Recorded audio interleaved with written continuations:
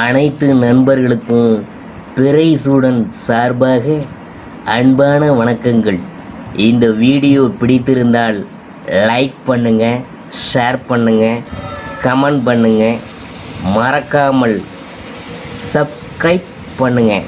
வாங்க வீடியோ பார்ப்போம்.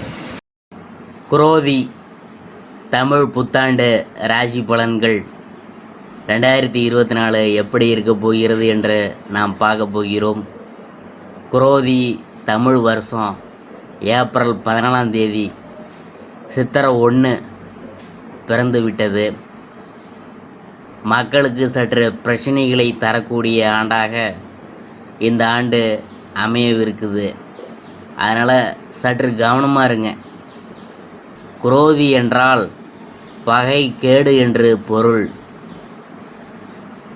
60 தமிழ் வருடங்களில் 38வதாக வரக்கூடியது இந்த குரோதி ஆண்டு. குரோதி வருஷம் வெண்பா. அதை பற்றி பார்க்கும் பொழுது கோர குரோதி தண்ணீர் கொள்ளி மிகுங் கல்லறினால் பாரிச்சனங்கள் பயமடைவார். கார்மிக்க அற்பமழை பெய்யுமே, மகக் குறையுமே, சொற்ப விலை உண்டனவே சொல் இடை காட்டார். குரோதி ஆண்டு வெண்பா விளக்கம் அப்படின்னா என்னன்னு பார்க்கும் பொழுது, இந்த பாடல் வரிகள் குரோதி வருடம் மோசமானதாக இருக்கும் என்றும், அசம்பாவிதங்கள் அதிகமாக நடக்கும், பொருள்கள் திருடு போக அதிக வாய்ப்புள்ளது, இந்த குரோதி ஆண்டில் மழை சொற்பமாக அதாவது குறைவாக பெய்யும் என்பதால் விளைச்சல் மிகவும் குறைவாக இருக்கும் என்பதால் மக்கள் கடவுள் மீது இருக்கக்கூடிய நம்பிக்கை குறைய போக வாய்ப்பெலாம் இருக்குதுங்க. குரோதி ஆண்டு கிரகநிலை எப்படி இருக்குன்னு பார்க்கும் பொழுது, மேசராசியில் சூரியன், குரு, மிதுனத்தில் சந்திரன், கன்னியில் கேது, கும்பத்தில் சனி, செவ்வாய், மீனத்தில் ராகு, புதன், சுக்கிரன் என நவகிரகங்கள் சஞ்சரிக்கின்றனர். இந்த ஆண்டு ஏப்ரல் 14 சித்திரை 1 ஞாயிற்றுக்கிழமையில் மிதுன ராசியில் பிறந்து விட்டது. தமிழ் புத்தாண்டு ராசி பலன்களில் அடுத்ததாக நாம் பார்க்க போகிறது மிதுன ராசி. எல்லோரும் எல்லாம் பெற வேண்டும் என்ற எண்ணம் கொண்ட நீங்கள் நீதி கிடைக்கும் வரை ஓய மாட்டீங்க. சூரியன், புதன் மற்றும் சுக்கிரன் ஆகிய கிரகங்கள் உங்களுக்கு சாதகமாக இருக்கும் நேரத்தில் இந்த குரோதி வருஷம் பிறக்கிறதுனால உங்களுடைய ஆளுமை திறன், நிர்வாக திறமை அதிகரிக்கும். பிரபலங்கள் மற்றும் உயர் பதவியில் இருப்பவர்களின் நட்பு கிடைக்கும்.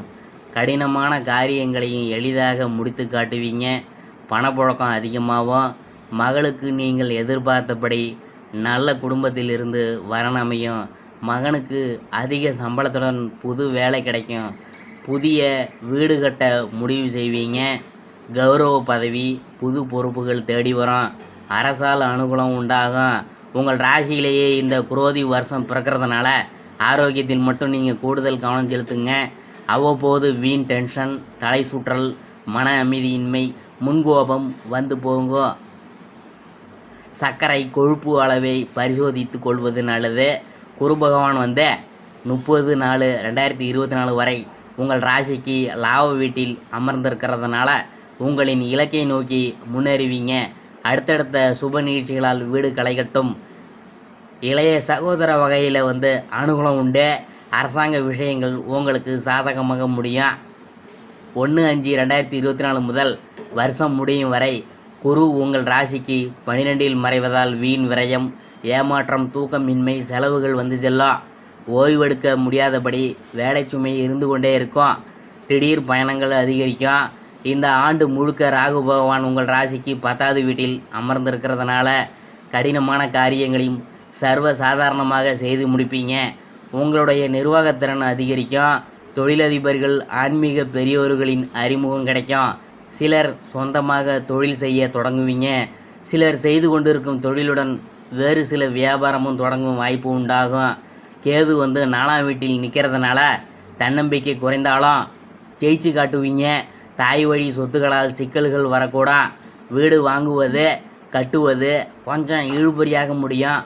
எந்த சொத்து வாங்கினாலும் தாய் பத்திரத்தை சரிபார்த்து வாங்குவது நல்லது. வீடு மாற வேண்டிய சூழல் உருவாகும். சிலர் இருக்கும் ஊரிலிருந்து மாநிலத்திலிருந்து வேறு ஊர் மாநிலம் செல்ல வேண்டிய அமைப்பு உண்டாகும். இந்த ஆண்டு முழுக்க சனி பகவான் ராசிக்கு 9இல் நிற்கிறதுனால மற்றவங்களால் செய்ய முடியாத செயற்கரிய காரியங்களை எல்லாம் முடித்து காட்டுவீங்க. உங்கள் வார்த்தைக்கு மதிப்பு கூட. சுப நிகழ்ச்சிகள் பொது விழாக்களில் முதல் மரியாதை கிடைக்கும். புதிய வீடு வாங்குவீங்க. வியாபாரம் வந்து சூடு பிடிக்கும். வேலையாட்களை தட்டி கொடுத்து வேலை வாங்குவீங்க. புதிய முதலீடுகள் செய்து வியாபாரத்தை விரிவுபடுத்துவீங்க. ரெட்டிப்பு லாபம் உண்டாகும். பங்குதாரர்கள் பணிந்து வருவாங்க.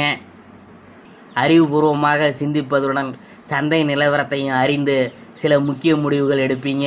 வாடிக்கையாளர்களின் எண்ணிக்கை அதிகரிக்கும். இயக்கம் சங்கம் நடத்தும் விழாக்கள் போராட்டங்களுக்கு முன்னிலை வகிப்பீங்க. கட்டுமான பொருள்கள் பெட்ரோகெமிக்கல் ஹோல்டிங் லாட்ஜிங் வகைகளால் லாபம் அதிகரிக்கும். சிலர் வந்து புதிய கிளைகள் தொடங்குவாங்க.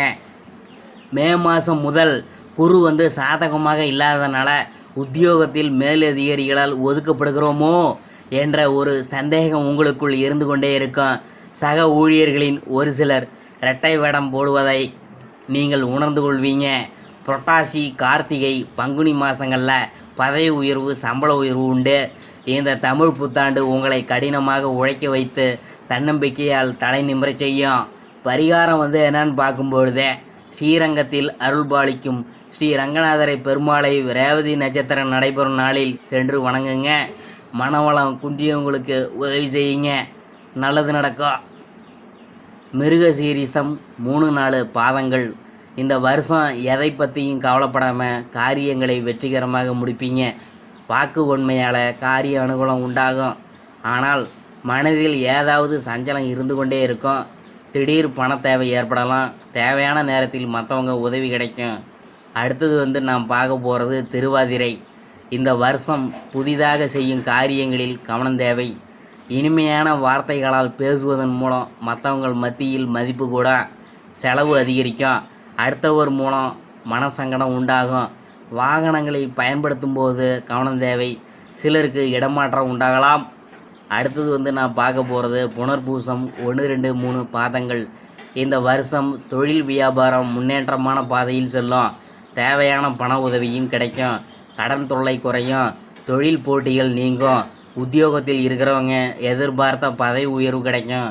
கூடுதலாக உழைக்க வேண்டியது வரும். முயற்சிகள் சாதகமான பலன் தரும்.